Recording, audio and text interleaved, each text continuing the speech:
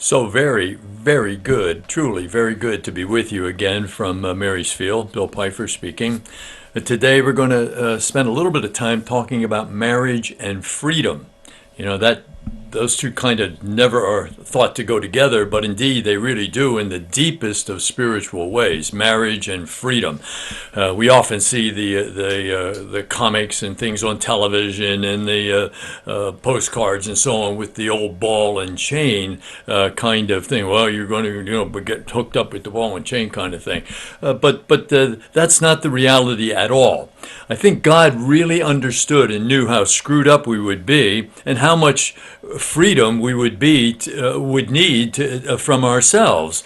There's all kinds of stuff that people bring to a marriage that they aren't aware of until they start living together. Then all kinds of things begin to happen, and they say, "Where did that come from?" Well, all of the stuff that you've experienced from your childhood, the stuff that was negative, that you couldn't defend yourself again, the lack of love, the lack of security, the control that was put on you, or whatever it might be, all of that gets buried inside and gets stored up in emotional responses, and your emotions get stored in your bodies. So when something similar happens from your spouse, all of those negative emotions become alive again, and they become real, and a real problem in marriage if they're not handled. And if you aren't aware of that, you end up having a relationship that's constantly filled with all kinds of tension and anxiety and worry. So, we need to have that kind of freedom. Monks go to a monastery, and they have the same problem. When they go there, they think, "Oh, I'm going to end up spending my time praying and whatever," but they end up having to deal with all of the junk that they brought to the monastery in order to clean that out, in order to make more space for grace and the happiness and wholeness that monks should experience, and then be able to be transformed and help other people. Well, people in marriage, the same situation. They should be getting transformed in order to be able to love each other into wholeness, into freedom. Into freedom. God wants freedom from all of us, and all of our relationships should build that kind of freedom. And it does in marriage in a very special way. So, you want to think of your relationship. Remember, we talk, love is patient, love is kind, love is not jealous, all those wonderful words. Well, do them on a regular basis, and that's going to end up transforming you and transforming the way that you relate with the person that you're married to. So marriage is about freedom. God, again, knew how fouled up we would be, and that this institution is really essential. It's sad that in our culture there are so many institutions that are fighting against marriage or having children and so on, so people are avoiding it. They're buying dogs and raising dogs instead of children, and it doesn't make sense. It's not a good thing. In fact, there's a study that just came out today talking about the problems that the society is having with a zero population control for all kinds of reasons, and that's a whole other story in itself.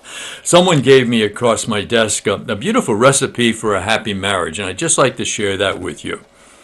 Carefully combined by sifting 1 3/4 cups of friendship, 3 tablespoons double acting passion, 1 1/4 teaspoons of understanding, 1 teaspoon of tenderness, 2 teaspoons of maturity, 1/4 cup of finely ground trust.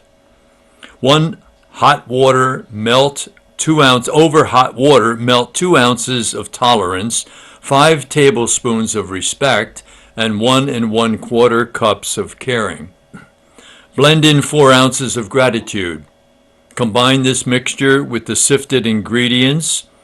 With sweeping strokes, mix in 4 heaping handsful of laughter. Add a half a cup of responsibility and 1 well-rounded cup of affection. Stir until smooth. If any lumps remain, add an extra pinch of tolerance and 1/4 teaspoon of patience, and I might add a lot of loving care. Fold in wisdom. Without wisdom, the people and the family perish. Fold in wisdom. Cook slowly until done. When slightly cooled, sprinkle generously with grace. Serve daily for a lifetime. There, but for the grace of God and the love of a good woman, go I.